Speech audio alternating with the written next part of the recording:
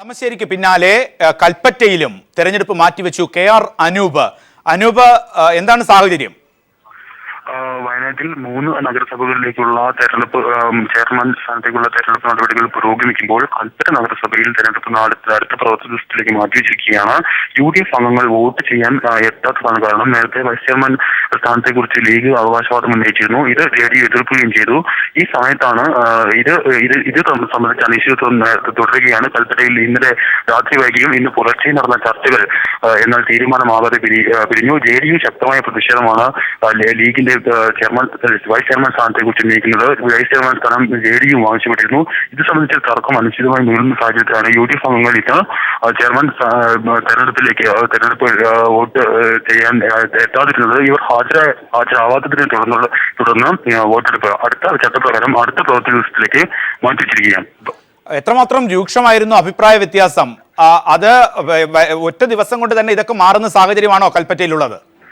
തീർച്ചയായും അതേ സമാന സ്ഥിതിയാണ് കൽപ്പറ്റയിൽ ഉള്ളത്. നേരത്തെ 12, 14 എന്നീ 12 LDF, 14 UDF എന്ന ക്രമത്തിലാണ് ഇവിടെ ഓരോ ഡിവിഷനുകളും സ്ഥാനാർത്ഥി വിളിക്കുന്നത്.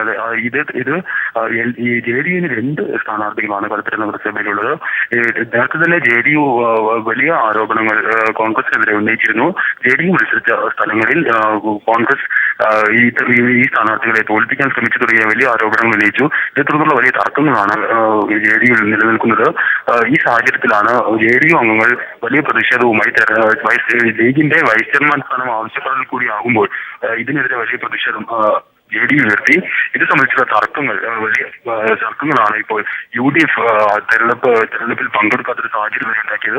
ഏതായാലും അടുത്ത പ്രവർത്തന ദിവസത്തിലേക്ക് തെരഞ്ഞെടുപ്പ് നടപടിക്രമം മാറ്റിവെച്ചിരിക്കുകയാണ്. തെരഞ്ഞെടുപ്പ് മാറ്റിവെക്കുക എന്നുള്ള തലത്തിലേക്ക് തന്നെ പോകുമ്പോൾ കോൺഗ്രസിലെയും അതോടൊപ്പം തന്നെ ഘടകകക്ഷികളുടെയും നിലപാട് അത് ഏറ്റവും ശക്തമായ രീതിയിൽ അഭിപ്രായ വ്യത്യാസങ്ങൾ നിലനിൽക്കുന്നു.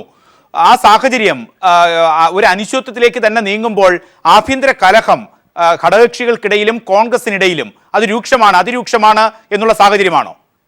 തീർച്ചയായും പ്രദീപ്, അതായത് കൽപ്പറ്റയിലും ബത്തേരിയിൽ കേരള കോൺഗ്രസ് ബത്തേരിയിൽ ചെയർമാൻ സ്ഥാനത്തേക്കുള്ള തെരഞ്ഞെടുപ്പ് നടപടിക്രമങ്ങൾ പുരോഗമിക്കുമ്പോൾ ഇവിടെ 17 എന്ന നിലയിലാണ്. 17 LDF, 17 UDF, 1 BJP ഇതിൽ നിന്ന് വിട്ടുനിൽക്കുന്നു.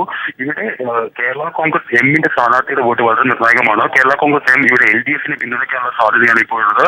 ഇത് ഇവർ നേരത്തെ തന്നെ പ്രഖ്യാപിക്കുകയും ചെയ്തതാണ്.